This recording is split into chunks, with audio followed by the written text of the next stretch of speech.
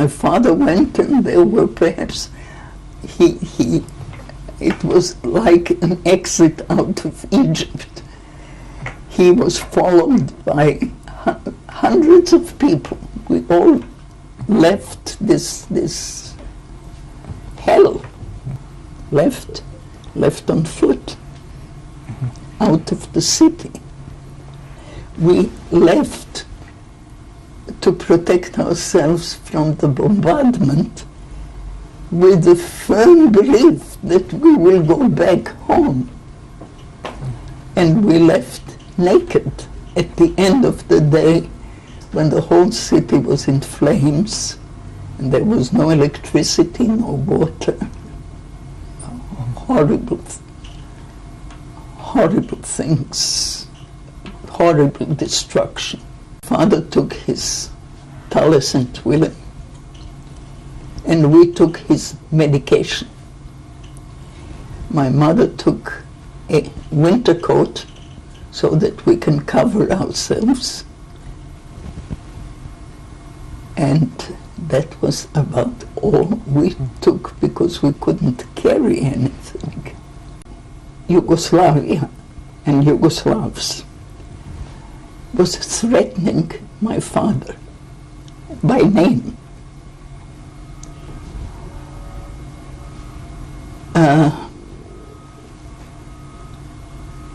And the police, the Yugoslav police, notified my father that they are not sure that they would be able to protect him in case something happened in Yugoslavia. In Yugoslavia, church and state were not separated, and all the religions had the same standing and were subsidized by the government. The heads of the religion were usually approved by the monarch, by the king. The names were submitted by whatever religious organizations had the authority to do so, and from several candidates the king would select one and choose one and name him. And my father was named chief rabbi of the country. He was a founder with Rabbi Stephen Wise of the World Jewish Congress. My mother and I were not even aware that we were also in a great deal of danger, but we knew that my father was. And at that time we heard that there were posters with my father's picture and with a price on his head, dead or alive. He had an appearance that was striking. He was known throughout the country. You know. He also had a beard at the time when people did not wear beards, you know. He looked like a professor, like something, I don't know what, like a rabbi. But he had a very impressive appearance, you can see from the photographs. So he was known. Now, we pleaded with him to shave his beard, and he refused. And the question was, as we got off the train, as to where do we go. The Germans were already in Niš, and Niš was the capital of a province in southern Yugoslavia.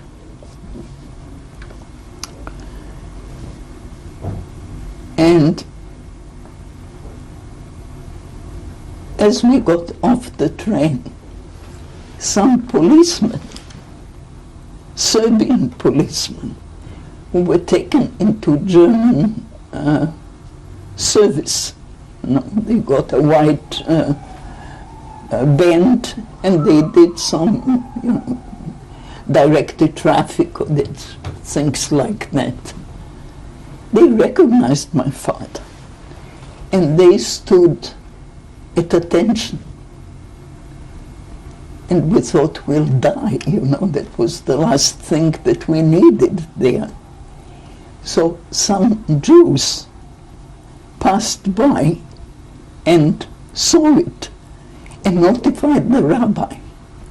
And the rabbi ran out to meet us halfway. I was looking to find someone to ask for lodgings, In the meantime, the rabbi came and said, you come to my place. There is no other way that we'll let you be here. Mm-hmm. So my father said, it is not good for you, because they are after me. You have a chance to hide. I can't, if they catch me, you are in trouble. This is why we avoided, being in contact with Jews for their protection. I said, nothing will happen. Look, we were under occupation in the last war, and nothing we have, it's occupied now, the army is here and nothing is happening. Well, we finally agreed and we went and stayed with them. The following day, the Gestapo came to Niš, and immediately they started with the searches of the Jewish community, the offices, any kind of Jewish organization, and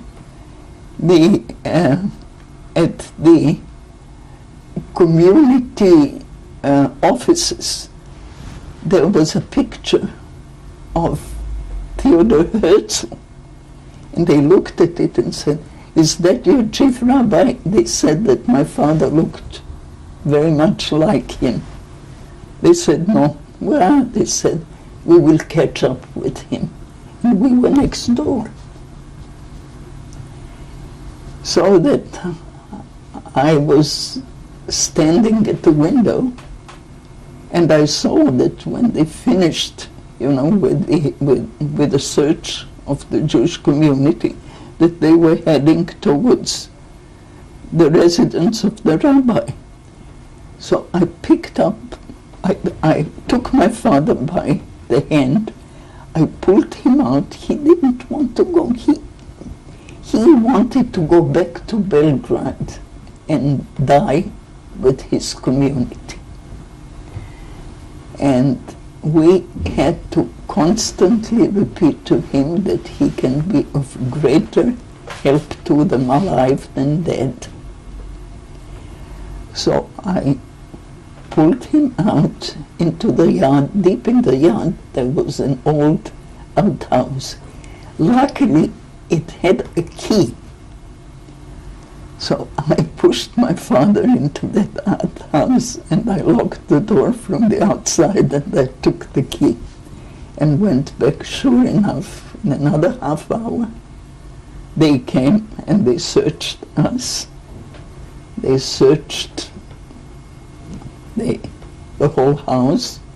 They took everything, I think almost everything that was written, and they took the rabbi with them. The rabbi never came back.